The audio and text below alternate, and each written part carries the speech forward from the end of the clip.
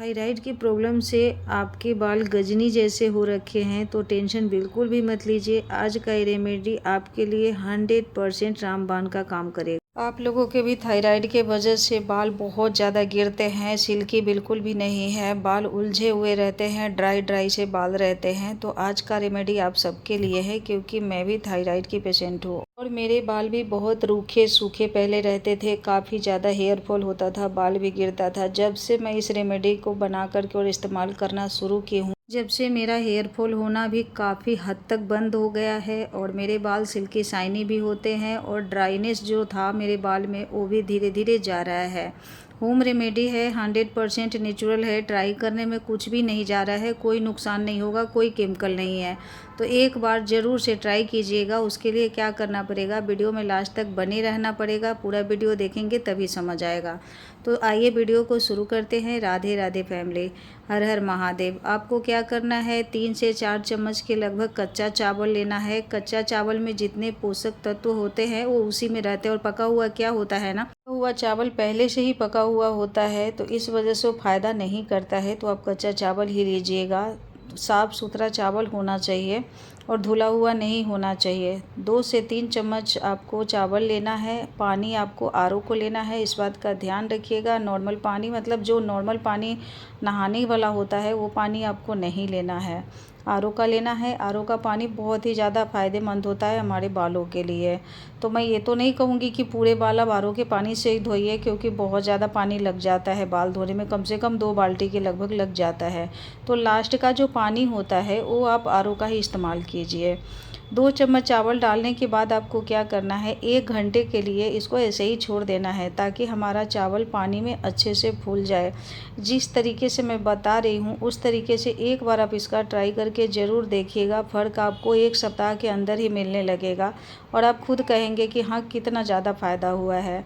Natural remedy है, असर दिखाने में थोड़ा सा टाइम लगता है, उसके लिए आपको पेशेंस चाहिए। पार्लर में जाके आपके महंगे ट्रीटमेंट आप कराते हैं, उससे क्या होता है, केमिकल से हमारा बाल और ज़्यादा डैमेज होता है। 2-4 दिन के लिए तो ठीक हो जाता है, फिर उसी कंडीशन में आ जाता है। तो आपको क्या करना है, पानी के साथ ही चावल को गैस ऑन करके चूल्हे पे डाल देना है। गैस को मीडियम टू लो रखना है। 2 चम्मच के लगभग हमने चावल लिया है, 2 चम्मच के ही लगभग आपको फ्लैक्सीड लेना है, जो कि हमारे बालों के लिए बहुत अच्छा होता है।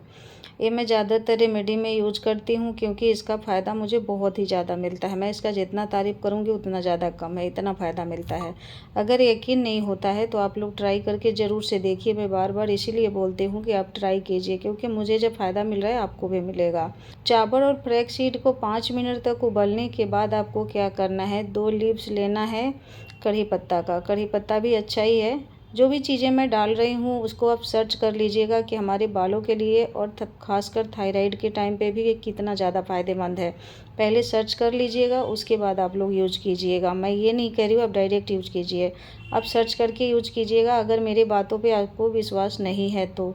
नहीं तो जिस तरह से मैं बता रही हूँ उसी तरीके से वीडियो को पूरा देखिएगा। आधा अधूरा वीडियो देखेंगे, आधा अधूरा करेंगे तो फिर कोई फ़ायदा नहीं होगा, फिर आप कहेंगे कि क्या ही बता दिया। इसीलिए मैं बार बार बोलती हूँ कि वीडियो को पूरा देखिएगा। ज़्यादा बड़ा वीडियो तो होता नहीं है, छोटा सा ही वीडियो होता है। जब पूरा देखेंगे तभी आपको पूरा समझ आएगा। अब क्या करना है, आपको 20 से 25 मिनट के लिए मीडियम टू लो पे अच्छे से तीनों चीज़ों को डाल करके पका लेना है। लास्ट में हमें एक चीज़ और इसको ऐड करना है, तो वीडियो को स्किप मत कीजिएगा। जब तक आपका ये रेमेडी बन रहा है, गैस ऑन है, तब तक आपको हाथ बिल्कुल भी रोकना नहीं है, कंटिन्यू आपको चलाते ही रहना है जब तक ये ठीक ना हो जाए। और बहुत फास्ट ठीक हो जाता है, आप देख पा रहे होंगे धीरे धीरे फ्लैक्सीड और चावल का साइज डबल हो रहा है। चावल भी हमारा पकने लगेगा, जिस तरीके से हम खाते हैं ना उसी तरह का चावल हमें चाहिए। जैसे जैसे पकेगा वैसे वैसे अब एक जेल देखेंगे, थिक सा जेल बन के तैयार हो जाएगा।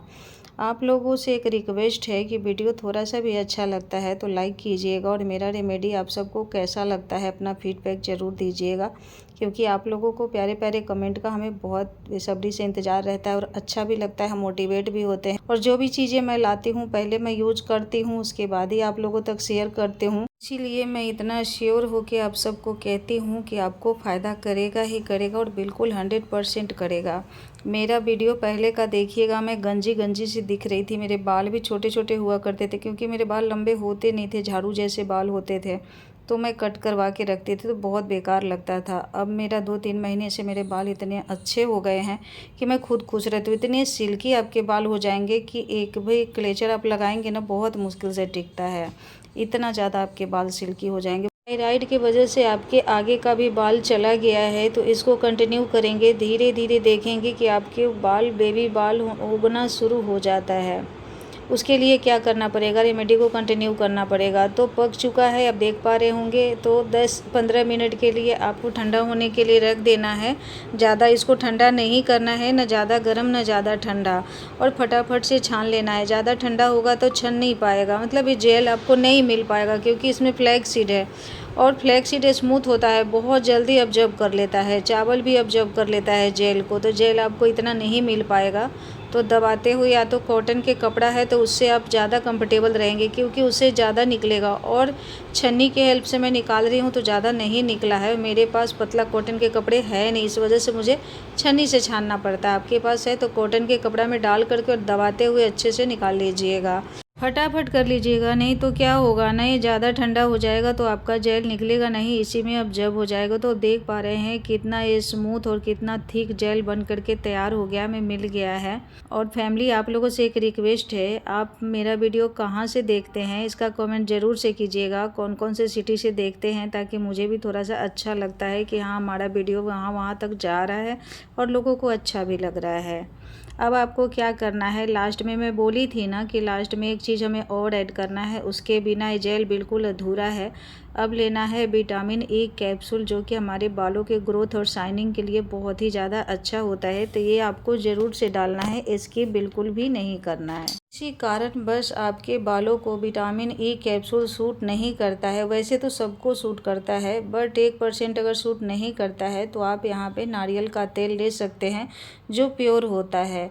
वो भी नहीं है आपके पास तो आप बादाम का तेल ले सकते हैं, उसका तो कोई जवाब ही नहीं है। तो 2 चम्मच के लगभग आप यहाँ पे इसमें बादाम का तेल भी ऐड कर सकते हैं, 2 चम्मच के लगभग आप नारियल का तेल भी ऐड कर सकते हैं। मेरे बालों को विटामिन ई कैप्सूल सूट करता है तो मैं विटामिन ई कैप्सूल डाल रही हूँ। अगर आपके बालों को भी विटामिन ई कैप्सूल सूट करता है तो सारी चीज़ों को स्किप करके, बादाम और नारियल का तेल स्किप करके विटामिन ई कैप्सूल 2-3 डाल सकते हैं। मैं 2 डाल रही हूँ, आप चाहे तो 3 भी डाल सकते हैं। आप इस वीडियो को ज़्यादा से ज़्यादा शेयर कीजिएगा, अपने पास बिल्कुल भी मत रखिएगा, क्योंकि आज के डेट में 95% ऐसी वुमेन है जिनको थायराइड की प्रॉब्लम है ही है। जो हम लोग नीचे जाते हैं ना घूमने के लिए, जो भी मिलती हैं उन सब यही बोलती हैं कि थायराइड है, मुझे थायराइड है। तो पता नहीं कौन सा ये थायराइड वायरल है, मुझे तो समझ नहीं आता कि ये है ही है। लेडीज़ के अंदर तो ये होता ही होता है। मेरे घर में तो किसी को नहीं है, मुझे सिंगल एक मैं हूँ जो मुझे थायराइड की प्रॉब्लम हो गई। मायके में भी किसी को भी नहीं है, ससुराल में भी किसी को भी नहीं है, सिंगल मैं ही एक एंटीक पीस हूँ जिनको ये प्रॉब्लम है। तो ज़्यादा से ज़्यादा शेयर इसलिए कीजिएगा कि जो भी लोग परेशान हैं उनको इस समस्या से समाधान मिलेगा। और साथ में जिनको थायराइड नहीं है, भगवान न करे कभी हो, वो भी इस तेल का इस्तेमाल, इस जेल का इस्तेमाल कर सकते हैं। सॉरी, अब मैं आपको लगा कर के दिखाती हूँ। तब देख पा रहे होंगे मेरा नहाना धोना, पूजा पाठ, खाना पीना सब कुछ हो गया है। मेरा बाल भी धुला हुआ है, मैं कल ही बाल धोई थी, तो बिल्कुल साफ़ सुथरा बाल होना चाहिए। अब आपको क्या करना है, बाल को सुलझा लेना है। सुलझाने के बाद आपको ब्रश ले लेना है या कॉटन ले लेना है, जिस चीज़ से कंफर्टेबल है, या आपके घर में कोई है तो आपको उनसे लगवा लेना है। और कंघी हमेशा आपको मोटा वाला करना है। पतला वाला जो कंघी होता है ना, वो बहुत बेकार होता है, उससे बहुत ज़्यादा हेयर फॉल होता है। कोशिश कीजिए मोटा वाला ही कंघी का इस्तेमाल करें। तो थोड़ा थोड़ा पार्टीशन ले करके आपको स्कैल्प में भी लगाना है और आपके बालों को लेंथ में भी लगाना है, क्योंकि जड़ को मजबूत होना बहुत ज़्यादा ज़रूरी है। क्योंकि आपके बाल की जड़ें मजबूत होगा तभी आपका बाल नहीं गिरेगा। अगर आप नीचे लगा लेंथ में लगाएंगे और जड़ में नहीं लगाएंगे, स्कैल्प में नहीं लगाएंगे, तो कोई फ़ायदा नहीं होगा। इसीलिए तसल्ली से टाइम निकाल करके इस रेमेडी का इस्तेमाल कीजिएगा और जिस तरीके से बताया है उसी तरीके से धोइएगा। ऐसा आपको सप्ताह में 3 दिन करना है, 2 से 3 दिन। अगर आप 2 दिन बाल धोते हैं तो 2 दिन करना है, या 3 दिन आप कर सकते हैं। ऐसा आप जब सप्ताह में 3 दिन करेंगे, उसके बाद आपको रिजल्ट देखना शुरू हो जाएगा। आपको इसको स्किप नहीं करना है, कंटिन्यू करना है। ये नहीं कि 1 सप्ताह कर लिया उसके बाद इसको छोड़ देना है, कुछ और रेमेडी लगा लो। अगर आपको ये सूट करता है तो आपको कंटिन्यू करना है, फिर आप अपने बालों का रिजल्ट देख करके हैरान रह जाएंगे। मेरा बाल 100% केमिकल फ्री है। आज तक मैं कभी अपने बाल में कलर तक नहीं लगाई हूँ। अभी मैं होम रेमेडी बनाती हूँ, लगाती हूँ और आप लोगों तक शेयर करती हूँ। 100% नेचुरल है, कोई केमिकल नहीं है, कोई आप सबको नुकसान नहीं करेगा। उम्मीद करते हैं आज का वीडियो आप सबको अच्छा लगा होगा। मिलते हैं नेक्स्ट वीडियो में। आप सबका दिल से बहुत बहुत धन्यवाद। हर हर महादेव।